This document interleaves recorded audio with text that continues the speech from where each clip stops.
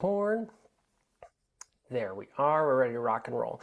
So I'm going to spotlight myself just so it shows on fuller screen for y'all and on the recording. But if you have questions, you have concerns, you have thoughts on any of this, feel free to drop in a comment, raise your hand, a virtual hand, in-person hand, whatever, your physical hand, and I'll be sure to call on you and we can chat about it and go deeper. I have just about 60 minutes, so an hour allotted for this, so you can have that time frame set for you for this masterclass. But again, laid back, we're going to have fun, we're going to have questions, answer them. We're going to have some reflection time at the end for you to implement. I'll play the piano a little bit for you all as well throughout this. And tie it in, it makes sense. I know it might be kind of crazy, like why is there a piano here? It all makes sense. We'll tie it all in together. But welcome everyone. Super happy to have you here. Alicia, good to see you. Love it. Tina, good to see you as well. Yay. Awesome. Good to be here. Yeah, well, I'm happy to have you here.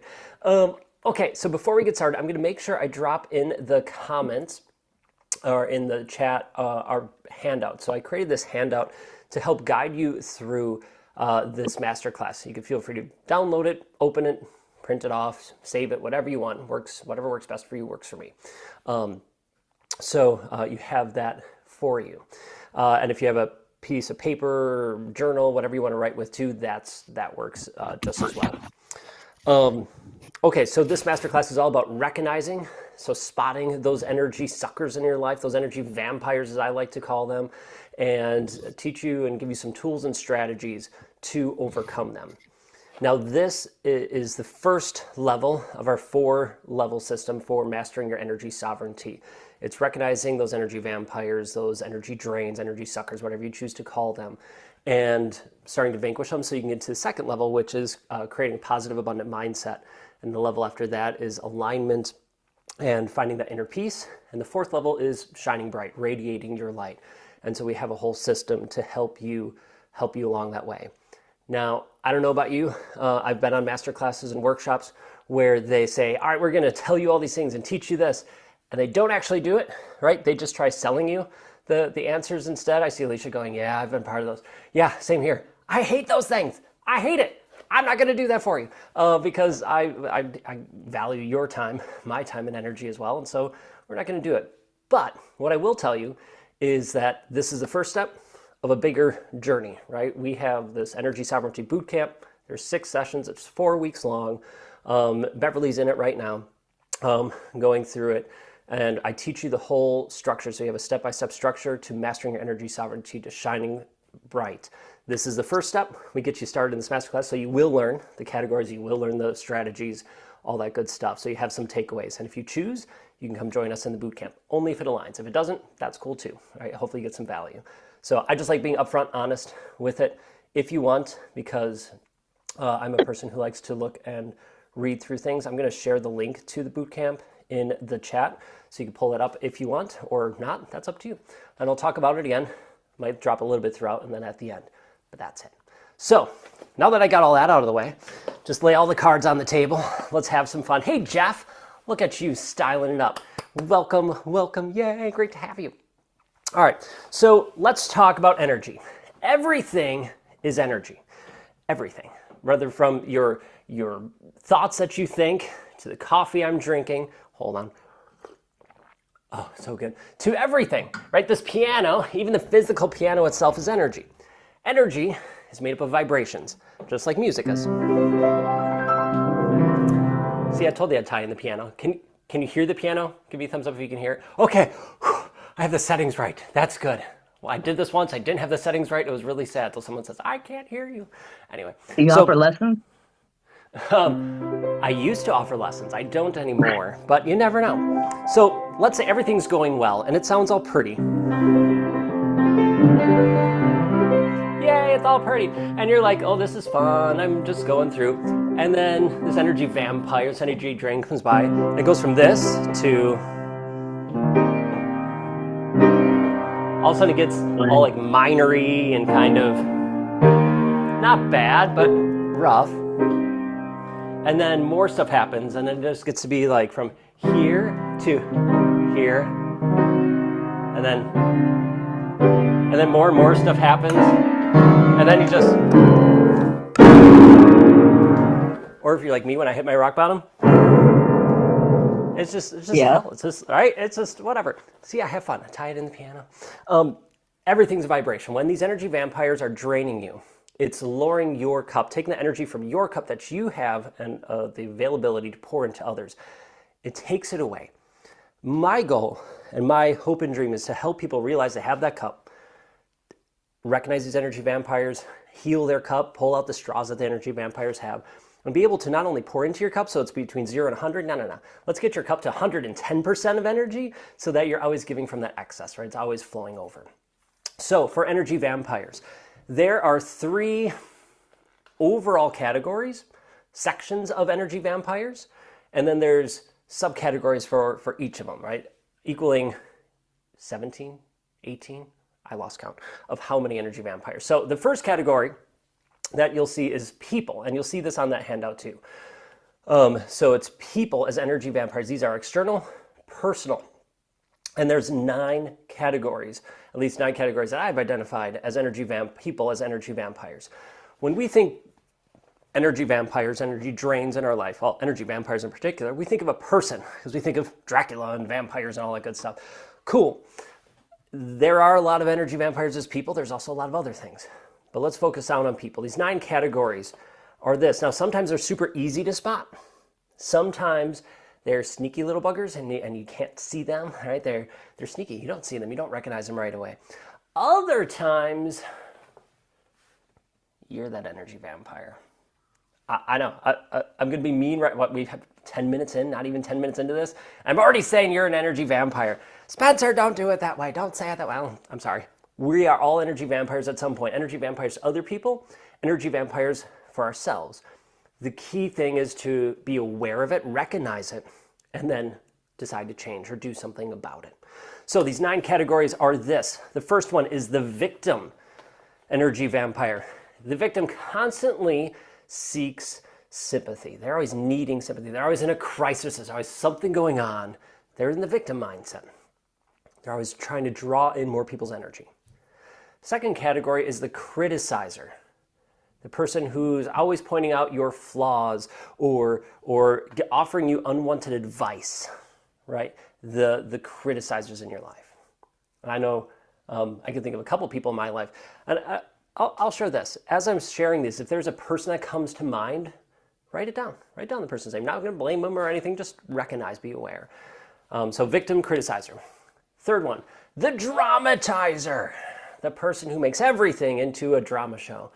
All right, all of a sudden your daytime soap operas become real life. Whew, I know some people in my life who were like that, and I've worked to get away from them. Some of them were sneaky. I didn't realize that they were being dramatic until all of a sudden I was in the middle of it much more, and the small problem became this big catastrophe. Number 4 is the blamer. You did this wrong. You did that. They never take responsibility for anything. It's all, oh, poor me, that victim mindset, right? You'll realize that some of these energy vampires play together. The victim and the blamer go hand in hand oftentimes. So the blamer shifts responsibilities onto others. They don't take it for themselves. Number 5, I lost count. Number 5 is the manipulator. Ooh, I don't know about you. I've seen some wicked manipulators. I'm so grateful for my parents. They did so much for me. They made me who I am today. I wouldn't change it. But I realized that my mom was a big manipulator in how she raised me to get me to respond to certain things. And I still catch it with other people at times. But they use guilt and control tactics to get what they want. Sometimes really directly, other times indirectly. So you may or may not realize what they're doing. Some are really good, really sneaky at it. So just being aware of these manipulators. The next category is the narcissist. So the narcissist, I think most of us know what narcissists are and narcissism is, but they focus only on themselves. It's only about me. Y'all don't matter. Don't care. This is about me. This is my show. This is my world. You're just lucky to live in the damn thing, right? We're just going to make it all about me, and they generally lack empathy. Maybe not all the time, but sometimes. Ooh. Next one, the rageaholic, the person who's quick to anger, right? They leave you walking on eggshells. You're like, well, I shouldn't say that because they'll get mad. Or, well, that's the thing that gets me about a lot of these is that one of the identifiers I had and still use is, well, they're just like that. Oh, Mary's just like that. Oh, Mike's just like that. Oh, so and so, right? And you're just like, well, hold on. Why do they get to be an asshole? Right, I swear I'm doing pretty good not swearing as much as I want to. So I'm learning this filter thing. It's hard, but they can be real jerks at times, and you're just like, well, why are they allowed? I mean, they're allowed to. I'm not going to try to change it, but I don't need to have that energy in my life, if that makes sense. So rageaholic, they're quick to anger, and it leaves you careful of what you say and do around that person. I mean, I've been all of these to some degree. This is one that I've been more often than probably the others, is the nonstop talker. And now I have a captive audience, so y'all poor suckers, you just gotta listen to me talk anyway for an hour. I'm sorry. You signed up for it. No, that's why I offer questions. You'll see me go for water or coffee. It's a prime time to interrupt me and say something. Because I talk a lot. But the nonstop talkers, they don't care about what you say. They dominate conversations left and right. Oh my gosh, I had a, happened 2 times in a row. I don't know how this happened. I signed up for a virtual coffee chat with a person. This was a couple months ago. Signed up for a virtual coffee, had it. Out of the, how long were we out? 40, 50 minutes, something like that. I had 5 minutes. I spoke. I counted it. 5 minutes that I shared about me. And the other 45 minutes was just them talking. And the only reason I knew that is after we started and said hello, they started talking. It was about 20 minutes in. I could finally share. And then they just kept going the rest of the time. I'm like, how quickly can I get off this call? Like, I have zero interest in this kind of energy. And then it happened again for another call. I'm like, this is, okay, universe, message sent. I will work it better at this. Please stop sending me these people. But anyway, the nonstop talker. We have 2 more categories, and that is the control freak as an energy vampire. Person who likes to control everything, right? They micromanage. They create a lot of tension and resentment because they're always looking in and maybe not blaming you, but always checking in and seeing how you're doing and trying to tweak it and show you how to do it. Jeff says, I don't know anything about that. Being a nonstop talker. No, we don't, Jeff. It's okay. And then the last one is the passive aggressive energy vampire. Now, saying things without saying things, making you feel bad by just innuendos, and you have to read between the lines. This is a person who isn't willing to face the truth or have an honest, in my opinion, an honest conversation with you. They're just going to throw darts and daggers through subtle means and still hurts, still does it. It's not effective. It's not helping anybody, in my opinion, to be passive aggressive. So it's subtle digs, backhanded compliments. And within all this, you could see people who gaslight, right? You could see people who are trying to get that rise out of you intentionally, people who don't care for you. Now, as I said at the beginning, you probably identify some people in your life like this. Maybe all categories you're like, yep, this is John, and this is Melissa, this is or whatever, maybe. Or maybe you're like, maybe it's the same person. Sometimes they wear different masks at different times. And maybe it's some categories or all categories. And if we're real honest with ourselves, if you're honest with yourself, you probably realize you have been this person at some point, one of these categories, or a couple of these categories at points in your life. And you know what? I want you to know that that's okay. That's okay that you've been in those categories, that you've been that person, because that's how we learn and grow. I've been in all these categories a number of times. As I hate to even admit that, hey, I was manipulating people. Right? And how many people on these sales calls try to manipulate you through fancy language or pressure and all that stuff? Yeah, I'm just going to lay it out straightforward for you. That's why I did it at the beginning like I did. And this is just how I am, because I don't like that. I feel off. My energy feels off. I'm not on point when I'm any of these things. But it took me going through it to realize it. Right? And that's okay. As long as we recognize it and learn to grow. So I invite you to take a moment. I'll just play just 30 seconds. Kind of reflect on these categories. I'll share them all again in a moment. in these categories and just see which ones pop out the most to you currently in your life. Is it the victim, the criticizer, the dramatizer, blamer, manipulator, narcissist, rageaholic, the nonstop talker, control freak, or the passive aggressive? Take a moment, just write down some of those categories that you might see being really prevalent in your life, and then and you want to attach people to that, that's cool, and maybe something that you could do to turn around if you have tools or strategies currently. And if you don't, that's okay. We'll help you out in a little bit. So give you 30 seconds, a rest of my voice, and here's some piano.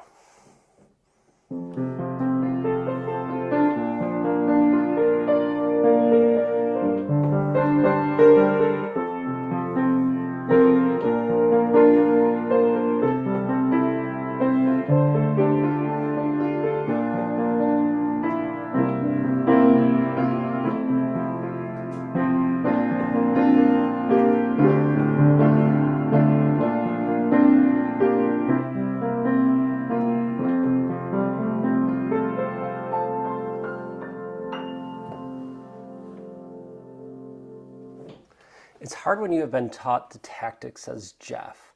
Yeah. How lucky are we to get live on hold music, right? How lucky are you, Jeff? I was gonna batter that down. No, I'll accept that. You get this fun, fancy music, and we could even make a Jeff tune one of these days and play it just for you. I don't know. Have some fun. It is interesting when we've just been taught tactics, and tactics are great for certain things, right? I learned this tactic. I have this tool. I like sharing that. We all have a tool chest, right? A tool chest is holding all the tools you've been taught from people in your life, therapists, teachers, parents, friends, the masterclasses, workshops, the books you've read. All those tools are in your tool chest, but we don't always use them all. And so we pick our favorite ones and we put that on our tool belt, and those are the ones we carry with us. But they're only good for certain circumstances. Some are a multi-purpose tool, which is great. And I'll share some of those multi-purpose tools with you. And then some really niche in to specific ones. I'm curious, would one or two people like to share one of the energy vampires they've noticed in their life? You don't have to mention names, that's okay. But what energy vampires have you noticed in your life? Would anyone like to share? If not, that's okay. You don't have to.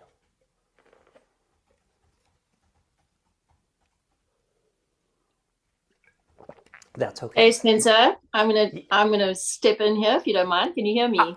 I can, and yes, definitely speak up, Daryl. I love Okay, it. cool. It's so interesting to name them because I think that then you kind of go, oh yes, that person fits into that. And often the things that you've been exposed to are the things that irritate you the most. So yeah, manipulator, dramatizer, the victim, gotta love the victim.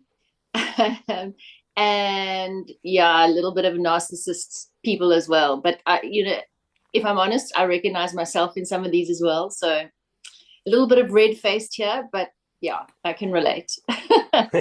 Well, thank you for being so upfront and honest, and we all recognize, I think, some of those things in our life, and it's not necessarily a pleasant thing to recognize, but we can at least then recognize it, go, okay, well, now I can start to change it or become more aware.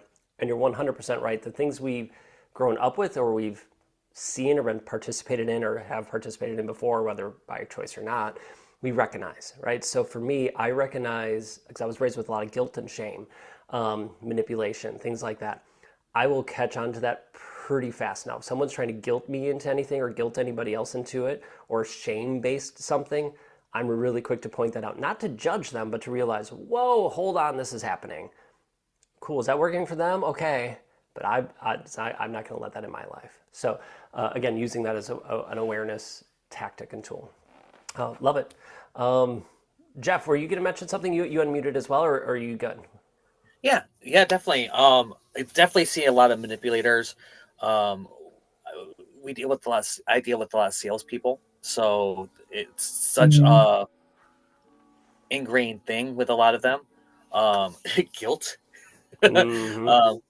My sister the other day, I can just I was taking care of. I went to the hospital with my dad. My sister was out of town this weekend, and so I was there with my dad. And she was like, "Well, you didn't ask him about this and this and this, and like, all these things." And I'm like, "No, I don't have power to do anything about any of that, anyways. Even if I did ask them, like." Mm-hmm. So it was like, no, it's 11 o'clock at night. We didn't have that conversation. We'll have that conversation in the morning. Let him get to sleep, you know? So just a whole bunch of things like that. And it was from my sister's fear. I know where it came from, but it was just like I noticed it as I was, and then I was like, well, what? Because as we do, the energy vampires, what they do is they make us waste energy. And so I was going, and I did this whole dialogue and this whole diatribe for myself. And I'm like, I don't need that.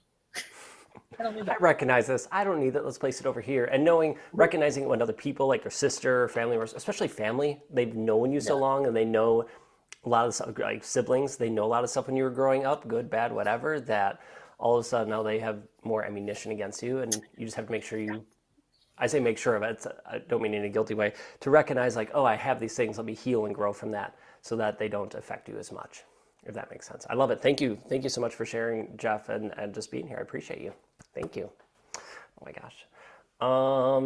All right, so let's dive into the next two categories, then we'll open up for some more time for questions or different things, or if you have questions at random points or whatever, just always feel free to raise your hand or drop a comment. Yeah. All right, so category two. First, category one was people as energy vampires and all the subcategories. You'll be happy to know there's only like 4 categories or subcategories for each of these next two, so it's not quite as extensive as people. Although I will say that these categories probably hold more than the people category does all in all of energy vampires. So the category 2 is external energy suckers, these energy vampires that are external things, places and environments.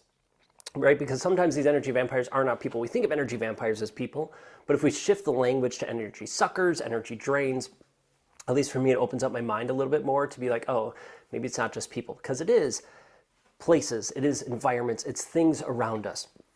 So the first one I have on the list is toxic workplaces, right? Places where you go to work that, well, it's toxic. You go there and it feels like you're suffocating. You can't be free. You can't express yourself. You have to watch what you're saying, right? That's micromanagement, lack of recognition, gossip happening in that workplace. And I've been in those workplaces before that have been really healthy and positive and like uplifting you, and then toxic workplaces where it's just like a drain and you're dreading going into work. You're like, oh my God, I don't want to be here. Like all the gossip, all the stuff, it just drains you. And you know that, you feel it even before you get there. So recognizing those toxic workplaces. Draining social circles is the second category here of external energy vampires, energy suckers. So groups where you feel judged or unseen. Now there's been this saying going around a lot on social media is don't go to places where you're tolerated, go where you're celebrated, or some way, shape, or form of that. And I love that saying. Don't go where you're tolerated, go where you're celebrated. Go where people see you and know you and love you for you. They're not going to judge you based on your past history. We all have past histories. We've all made mistakes. We've all done stupid things in our life before. Well, who are we now? And do they love us and see us in that moment for who we are? And that's why I love the Energizer family, is because we don't judge. We're just like, hey, we're here for you. We got you. We'll support you. As long as you're willing to learn and grow and share some love with others, cool, then we got you, right? We're here by your side. But I also realize some circles aren't like that, right? You have to pay to play. You have to pay for friends and things like that. I don't know. I had people in my life who I thought were really close friends until I stopped paying them for the services, and all of a sudden, oh, they weren't friends anymore at all. They turned almost enemies, right? It's kind of crazy how quickly that can change. Another category for these external places, environments, are just negative communities. The organizations that we're part of or groups that we're part of, just spaces that resist growth. I think of that crab analogy, right? You put crabs in a bucket, and when one tries to reach for the top, the others pull it down because it's safer in here. We know what this is. Don't go for the unknown. These groups can be social media groups, right? Facebook groups, different things like that for these environments. It could be your friends' circle, the group that you've hung out with since high school or college, or coworkers at a time that would fit at the time, and maybe that's where you were, but now you've grown and you've changed, and you're like, that doesn't jive with me. That's not aligned anymore. We need to change. So recognizing those negative communities that are no longer serving you. And then the last category for this that we have, and you can probably identify others as well, is chaotic home environment. So constant stress, conflict from the people in your home, right? And not just people, but things in your home. The people, it can be one thing. Have family members who are energy vampires in your life, the people there, but also just the energy when you walk in the house. Like, I don't know about you, have you ever walked into your home and just be like, ugh, like just the negative energy just seeps in and you're not happy being there. All of a sudden you have to cleanse it, right? Or you do crystals, or you sage the house, or you say your prayers, or whatever it is for you. You just have to reboot, get that positive energy back in that home. And one of the things that I noticed for me that's an energy drain, and this isn't for everybody, but for me I've noticed it's clutter. Now, okay, growing up, being a boy, maybe it was stereotypical, my room was kind of a mess.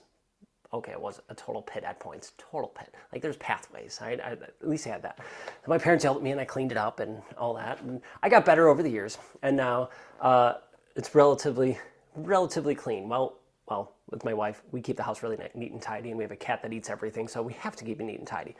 But I digress.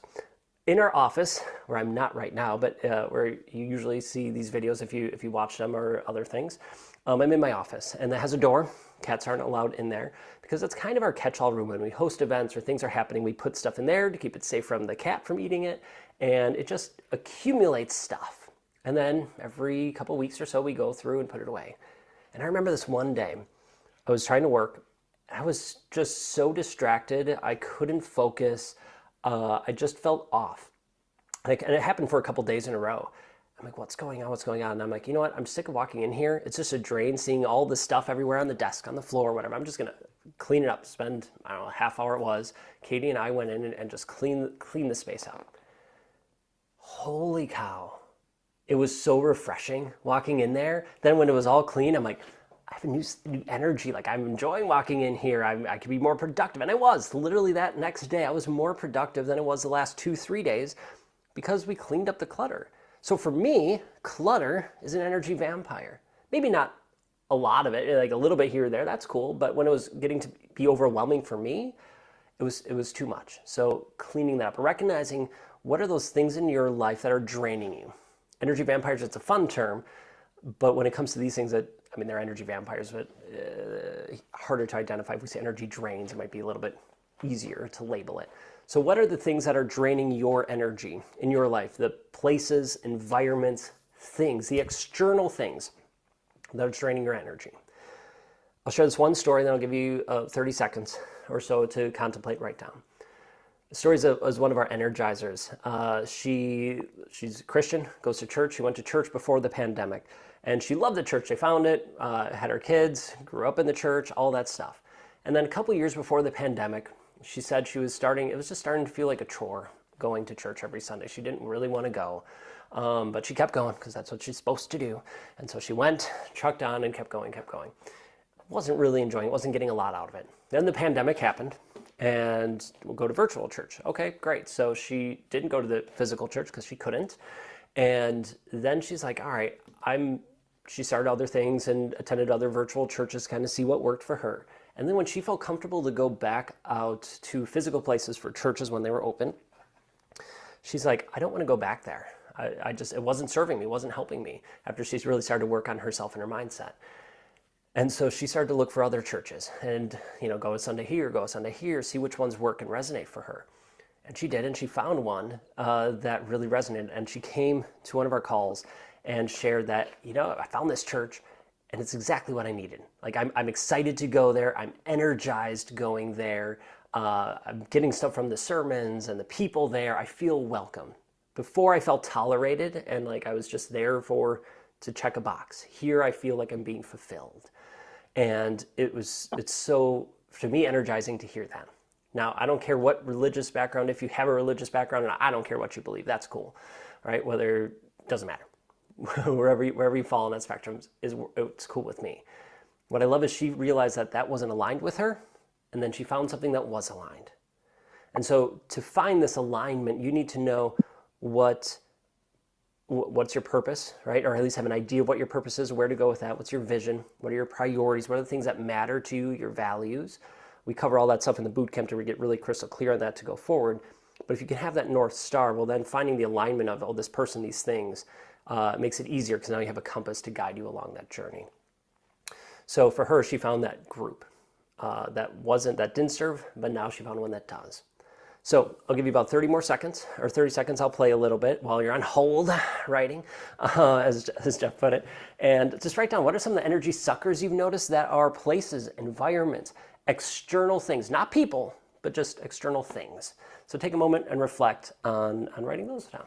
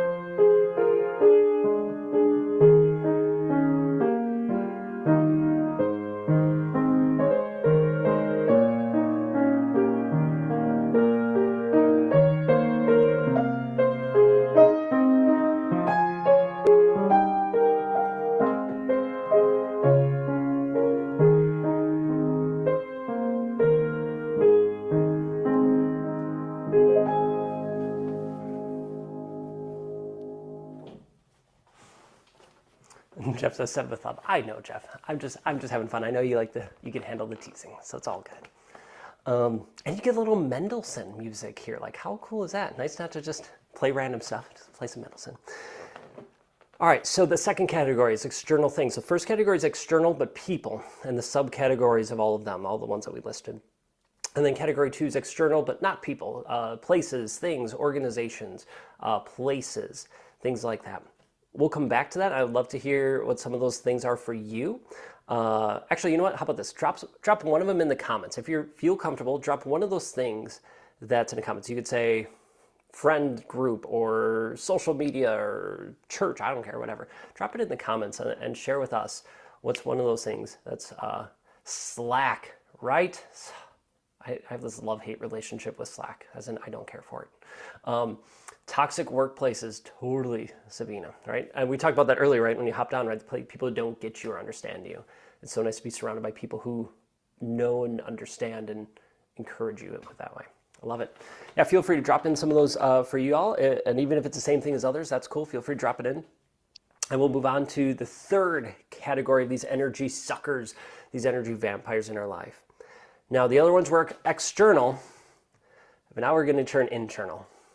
And this one, I think this category wins the amount of energy drains that we experience in our life if we add all of them up, in my opinion. Because the internal ones are your beliefs and thoughts, the things that we say to ourselves, the beliefs, the thoughts, the words that we say. Are you telling yourself a narrative of strength, of a hero, or are you telling yourself a story of a victim? Of a person you're always fighting against the world, that's always against you, and today is going to be another struggle. Not only what you're saying to other people, but what are you saying to yourself? What are you thinking? How are you getting the day started? And how are you going through the day? Oh, this is going to suck. Oh, I got another meeting, another call. Are you looking forward to it? It sounds easy and it might sound easy just to turn it around, and it is easy to turn it around, but it's remembering to do that so that you can rewire your brain and having that system to do it. So the 4 big categories for these internal energy suckers. First are the limiting beliefs. So these are the beliefs that stop you from achieving your full potential. They're the glass ceilings we all hit against in our own way. So it's, I'm not enough. I can't say no. I'm the only one who can do it. If not me, who? Oh, I have to fix everything, and no one else can do it. No one can do it as good as I can. I'm going to do it. And a plethora of other limiting beliefs. I'll share this one. Not that it's directly an energy vampire, but it is to a degree. So I always grew up thinking I was bad at math. Like I'm bad at math. You give me trig, like trigonometry. Once I figured it out in high school, whenever that was, rocked it. I was awesome at that. All the other algebra and whatever, yeah, not a chance. Like, nope, can't do it. And I just always thought I was bad at math. And so that was the story I told myself, told the world, told everybody I was bad at math. And then lo and behold, I looked in the chest of stuff that a couple years ago, somewhere during the pandemic, we went through our basement as a chest of stuff I got from my parents when I stopped talking to them. And I looked in there, and here are some report cards from when, so I was homeschooled from 3rd grade up through 12th grade, so up through high school. And so I went to public and private school between kindergarten and 3rd grade. So I looked at, there was report cards in there. Like, holy cow, why'd they hold on to report cards? But they did.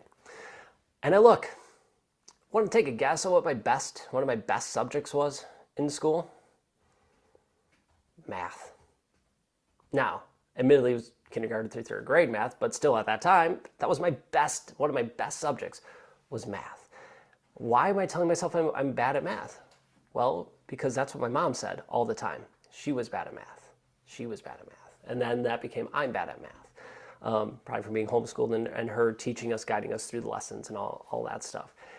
So I took on my mom's limiting belief as my limiting belief. And then that led me through the rest of my life. Now, am I bad at math?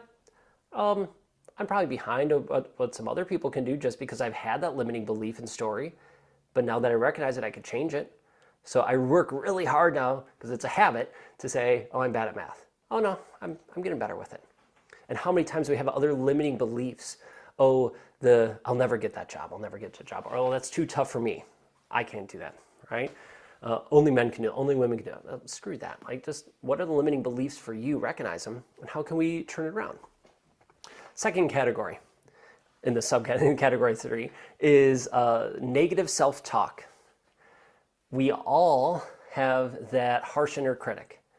My friend Sean Douglas calls it the inner bully, right? That person that beats you up, that belittles you.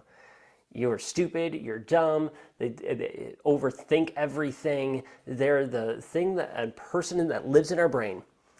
And I just saw this yesterday. They are amazing at beating us up. They get a gold star for that. But have they ever done anything else?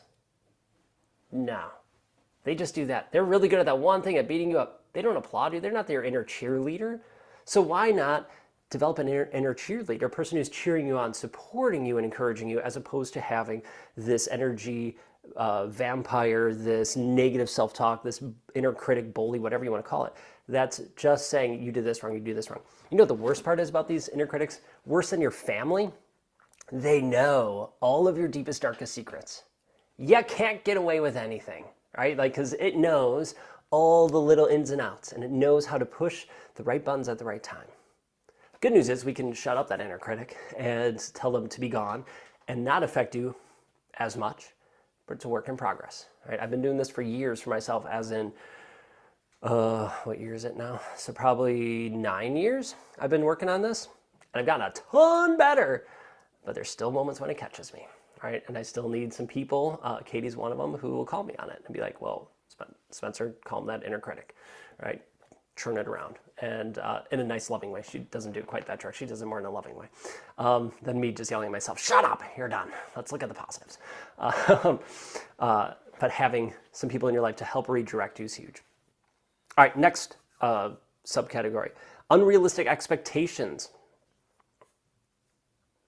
Well, do you want everything to be perfect before you get going, or are you just going to get going?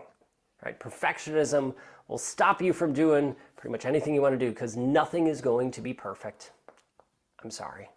It's not going to be perfect. There's always going to be something. But the cool part is you keep tweaking and adjusting it and going forward. Right? For the entrepreneurs here, get the concept, get it roughly built, right? And then, as much as you can, comfortably, and then put it out there, test it out, and then tweak and adjust it as you go along. That's okay. But that goes for everything. It doesn't have to be perfect. That project you're working on for your boss or your family, it doesn't have to be perfect. Get it as best as you can right now, but then put it out there. Don't allow that to be procrastination that holds you back, right? The perfectionism, the pressure to be on all the time, it's exhausting. Before I was a full-time entrepreneur, I was a middle school, high school choir director for 9 years. Loved it, loved working with kids. and we took them on trips all across the United States. And I've had like lock-ins and things like that.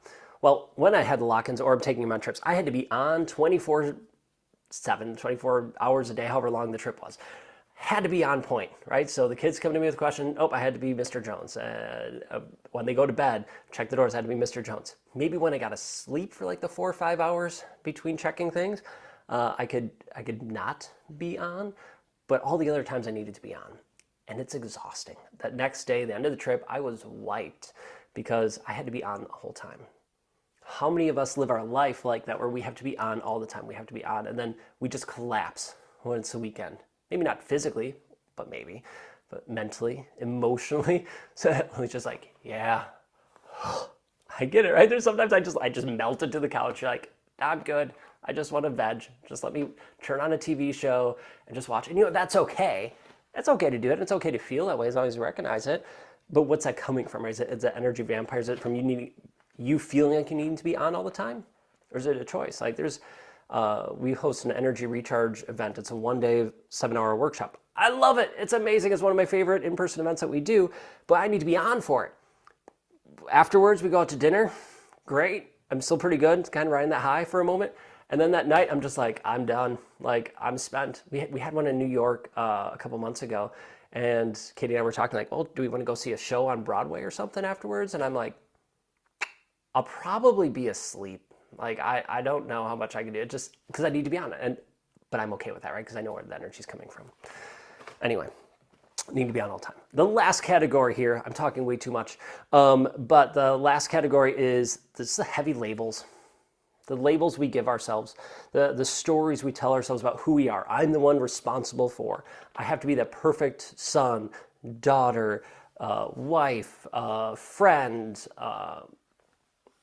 and the mistakes you've made. Oh, I'm a failure. I'm a cheater. I'm a whatever. Are these labels serving you, or are they draining you? More times than not, they're just labels. They're not truly identifying you, unless you choose to identify with those things. But a lot of times they're negative and they're not serving you. So what are they? And not saying, oh, I want to be the perfect spouse, let's say. Or Katie's over here. That's why I keep pointing over there for, like, Katie's over there. So I want to be the perfect spouse. Great.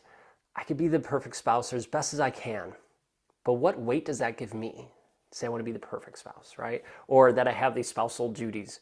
Well, what pressure and weight is that putting on me? And do I choose to accept it? How do I choose to look at it? Because my relationship with that term, with that word, that label, and our relationship could look different. It could look different than yours and your significant others or your friends or your parents, and it doesn't matter, right? What does it work for you? Is it aligned with you? So there's a lot of internal beliefs, thoughts, words, limiting beliefs, right? The negative self-talk, unrealistic expectations, the labels we give ourselves that are holding us down. So I invite you to take about 30 seconds, write down some of those negative thoughts, those energy drains from this category for you. And then we'll share a little bit, and then we'll go into overcoming them.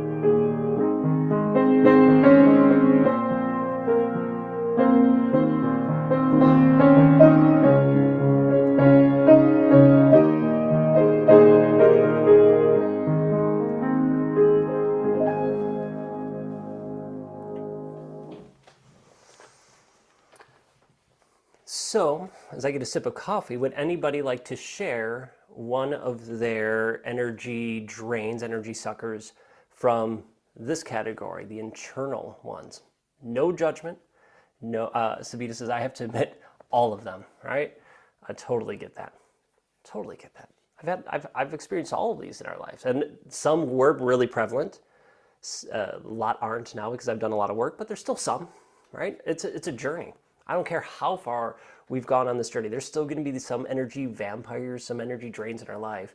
I would imagine the Dalai Lama still struggles with it to a degree. Doesn't struggle with it. He has some in his life. He just recognizes and works through it. Would anybody like to share some of them? Beverly, go for it. I think the biggest category for me is the perfectionism. Most definitely. Having unrealistic expectations. I tend to procrastinate and not get started because it's just got to be perfect. I've got to plan it until it's just so before I make any move whatsoever. Um, and also that need to be on all the time. That is definitely there. Once I get started, I will lose sleep over what I've got to do, you know. And unfortunately, that triggers the negative self-talk. If I feel personally it doesn't go well, or someone might be praising me to the hilt and just say, "Oh, that's really fantastic. Oh no, but there's this bit," and then I start to feel disappointment in myself because I don't call myself names or be the anybody, but it's more like an energy within. Yeah.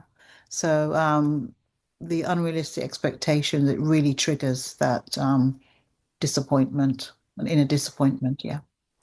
It's amazing how one triggers another in a lot of these categories, right? Like the people's energy vampires, they could be both, but then that ties into this one, ties into this one. And same thing with this. Well, as you said, it's not so much you call yourself labels, but you have these expectations. Well, now that leads you to feeling this way, to having this mindset, and that spiral downward. It's a domino effect. One triggers another. And if we stop it, if we don't stop it, it's just going to keep going. And then we're going to wind up, like for me, I don't have time to share this whole story, but for me, my rock bottom was I made some really stupid decisions in my life, hit rock bottom where I felt cold, alone, tired, exhausted, was suicidal, all because I let that spiral go downward. And it wasn't until I decided to take control of that and be like, well, hold on, let's put up that stop, let's remove the dominoes, and then let's rebuild it in a way that actually is aligned, that works. But first part's that awareness. So I love that you're aware of it and turning around. As I've seen you over the last 4 years, you've been turning around. It's been so amazing to see. And you can attest, it's a journey. There's highs, there's lows. It's a journey up to these variety of summits. Daryl says in the comments, I try to say to myself, if I wouldn't say whatever to somebody else, why on earth would I say it to myself? I don't always get it right, but I also try. It's a journey, right? It takes courage, right? It really does. It is a journey. And that saying of, well, what would you tell a friend? If a friend was going through that, they were coming to you and sharing the struggles they're having, what would you tell them? And then tell that to yourself. We had a boot camp session yesterday afternoon, because we have some available for afternoon time for people in the UK and evening for people in the US who can make it. Anyway, so one person was sharing like, oh, I say that all the time to myself, is like, what would I tell a friend if they came to me and struggled with this? Well, I would tell them to breathe and to do X, Y, Z. And then I go do that. And that's changed her life in the last year or so, being from suicidal to where she is now, to just take action on that. And first being able to be aware, to stop it, ask that question, and turn to yourself. Until you get to the point where you're comfortable saying, okay, this is me, right? I'm asking myself this, I could stop it. It's a nice stepping stone to get to that point of what would I tell a friend? Or if you just, sometimes you're too close to it. Like I've noticed this with myself. I'm too close to it to recognize a pathway out. So I could pull myself away and be like, what, if a friend's going through this, what would I tell them? Or I go to my inner circle and I'm like, guys, I'm struggling with this. What do you think? And then they could pour that love and life into me. Would anyone else like to share? Or should we hop into some of the tools and strategies? Tools and strategies all the way. I got it. Okay, cool. So we'll dive into tools and strategies. I want to make sure you get this. We have a couple minutes left, so I want to go through these and make sure you have some time, and we'll have some time for journaling as well here at the end, just to reflect on it. So I want to offer 3 powerful tools that you can apply at almost any time. Not all of them are universal. Some of them are. First one is, and that's the pause and protect technique. The pause and protect technique. So when you start to feel drained, or you notice you're triggered by one of these energy vampires, right? You're all of a sudden feeling exhausted, you're questioning yourself, you're getting frustrated by the negativity around you. Pause, as in stop everything that you're doing and take 3 deep breaths. Breathing is such a powerful tool. I come back to it all the time because it calms your body physically, it calms your mind mentally, it's all connected, and it's one of the few things you can do automatically, and yet you can do intentionally. And a whole bunch of science we don't have time to get into. But take a moment, take 3 deep breaths, and visualize this protective barrier, as it were. I would like to think of this barrier of light just protecting me. So I imagine this light coming out from my heart center, coming out and creating this, I don't like to say a shield, but like this egg or this wall just of protective energy. And it's this filter saying, nope, I'm not letting any of that negativity through. It's this beautiful light. And what that does a couple things. Well, it forces me to pause for a moment and to check those feelings, as if I just keep going down that rabbit hole, I could spiral out of control pretty fast, either get really pissed off or I could be really down in the dumps really fast. That allows me to pause, take some breaths, calm down, and then I could assess the situation. I could respond as opposed to just react to it. Right? I can actually take some time to respond. Plus, it gives me this protective layer of love, of joy, of positivity that I see coming out there.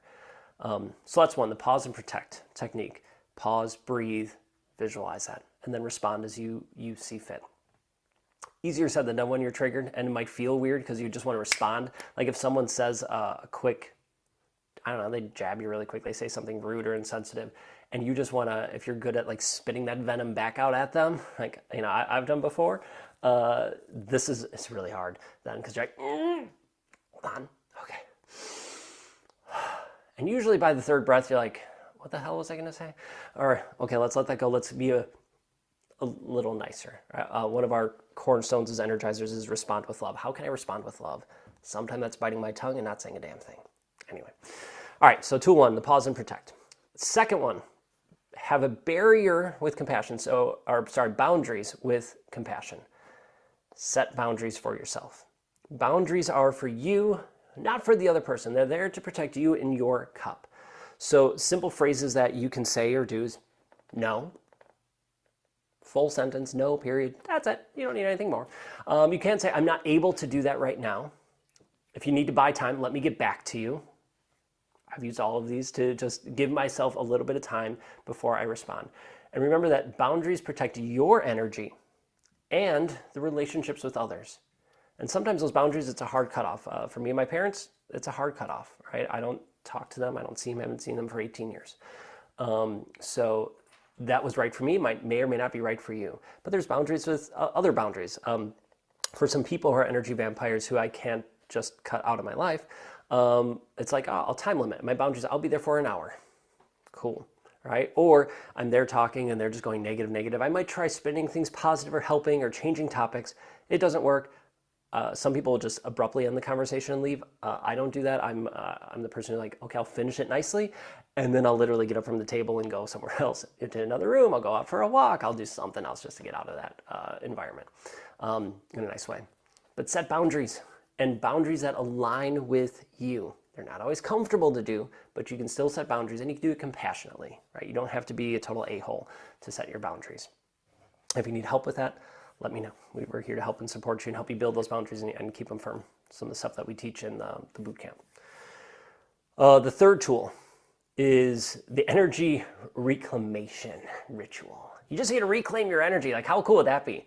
To feel alive and energized again, especially once you start to feel drained. Super easy. You place your hand on your heart. I invite all of us to do it at a moment. I have this microphone on, so it's anywhere. But place your hand on your heart, taking a deep breath, and repeat after me. My energy is mine to protect. My energy is mine to protect. That's it. You breathe in, you put your hand on your heart because that brings your focus to your heart. You breathe in a nice deep breath, and you could say an affirmation, whatever that affirmation is. Maybe it's that one I just said. Maybe it's, I am amazing, worthy, and enough. I am love. Another thing that I do is I think of the gratitudes in my life. So as a bonus one, if you want an extra bonus one, I like putting my hand on my heart, but you don't have to. I like thinking of the gratitudes. Like, I'm grateful I woke up today. I'm grateful for the internet that we get to be here. I'm grateful that you're still hanging on the call and I haven't scared you all away yet. And not just say it, but feel it. Like, take that moment and feel that love in your heart just expand. And for me, I almost get this ache in my heart when I really allow it in. You know, like when you ever had a hug from a person, if you had a rough day and it's a person you love and you just get that hug by them and it's like the world just melts away and you get that beautiful loving ache in your heart. I get that when I think my gratitudes and I really feel them. And I just keep pouring them in. It's a great way to reclaim your energy, to tap back into your light and allow yourself to shine. Woohoo! You aren't that scary. Nice, Jeff. Nice. These 3 ways, right? Set boundaries, pause, protect, breathe, and reclaim your energy. Other things to help out, just as extra little bonus and tools, do stuff that fills your cup. Like, I know it sounds cliche and easy and whatever, but seriously, do stuff you love to do. What's one of your passions? Is it to go out for a walk? I know Beverly, she loves walking. So she'll go out, one of the daily rituals she has for self-care is to go out for a walk. Is that for you? Do you like watching movies? Do you like knitting or crocheting? Like, I love crocheting, so I'll crochet, right? I'll go outside and have a fire in the backyard. I'll go work out, whatever. Whatever it is for you, do stuff that fills your cup and schedule it in your day. It could be 5 minutes, it could be a whole weekend, it doesn't matter, but take that time for you because you matter. What you're doing, so if we're to bring this all to a nice, gentle pinpoint of an end, you have this beautiful cup, this cup that holds your energy. You have energy vampires who have poked holes in your cup, who have stuck straws in.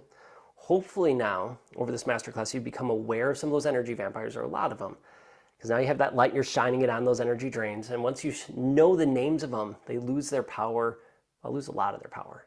And then you'd be like, oh, well, I'm going to set a boundary, take this person out. I'm going to clean up this clutter. I'm going to get out of this group, or I'm going to limit my time here, or adjust this, or adjust the way I'm saying things, right? To reframe, to have different verbiage. How are you looking at things? That's removing these energy vampires and healing your cup.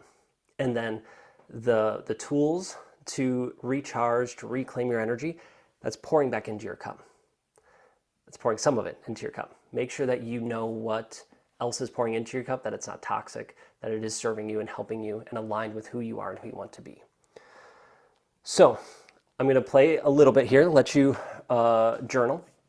And I invite you to journal about what's one energy sucker you are going to release into the wild today. What's one? Not all of them. Pick one.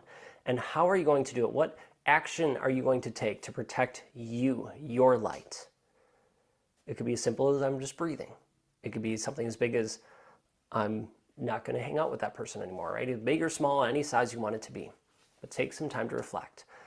What's one energy sucker you're letting go? And how are you going to protect your light? Give you about a minute or so. Maybe a little more. We'll see.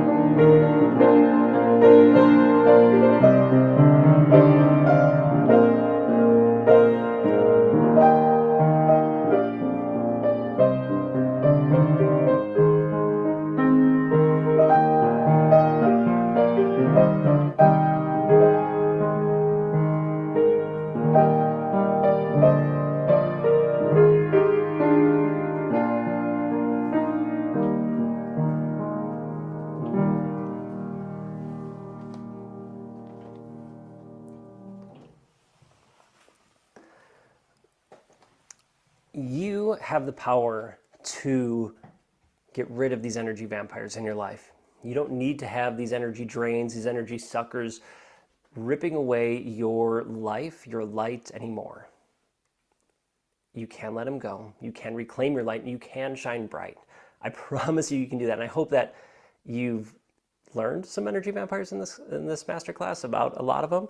You've recognized some ways to overcome them, maybe reconnected with some of the tools and strategies you've already know, because you already know a lot of these tools and strategies, right? But also know that this is a first step, and we're here to serve you and help you. As I said at the beginning, I'm a person who just like lays it all out on the table. So I'm not here to give you a long pitch or come by this, but what I will say is if you want a proven journey, step-by-step structure, come join our boot camp. We have times afternoon here in the US, so it's UK and European friendly or South Africa friendly time and stuff in the afternoon. I'll drop the link again. It's $247, 6 sessions, 3 weeks long, 4 weeks long, 6 sessions to help you on your journey. If it resonates, come join us. If it doesn't, that's cool. But we're here for you regardless, right? I'm always a message away. You're very welcome. Thank you, Daryl. I truly appreciate that. You're amazing. Thanks for shining your light with us. I thank you. So I'm curious, what's one energy vampire you're going to let go of today?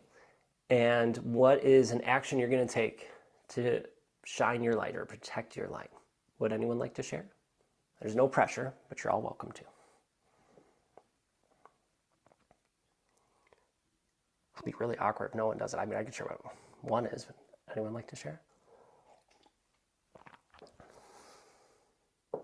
That's okay. You don't have to. It is a personal thing to recognize this. So know that that's okay. But I invite you to think about it. Dedicate and commit to picking one.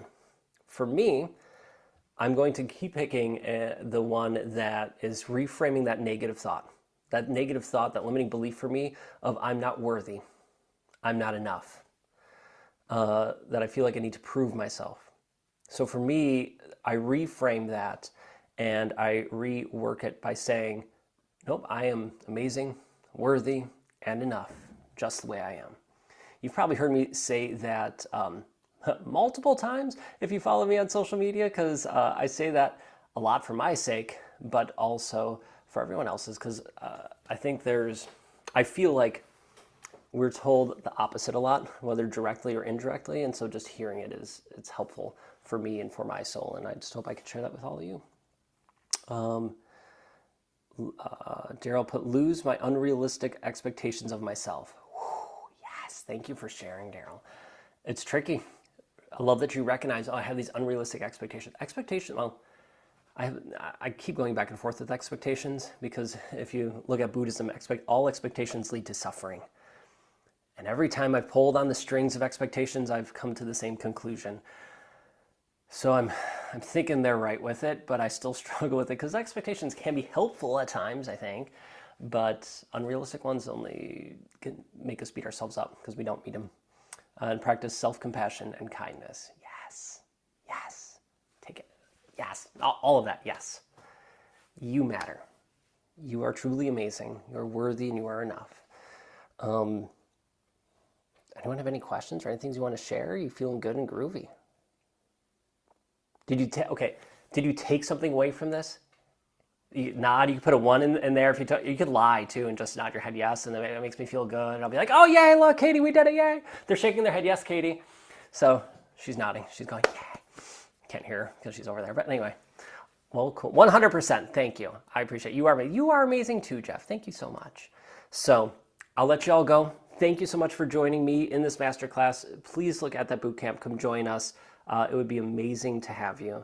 For the replay, what I will do is I will send out, we have tonight's session. You're welcome to join us again tonight if you want. It might be at the middle of the night for some of y'all. But at 8 p.m. Eastern, we're doing this again. So if you want to catch it again, you might hear different things. You're welcome to join us. If not, that's cool too.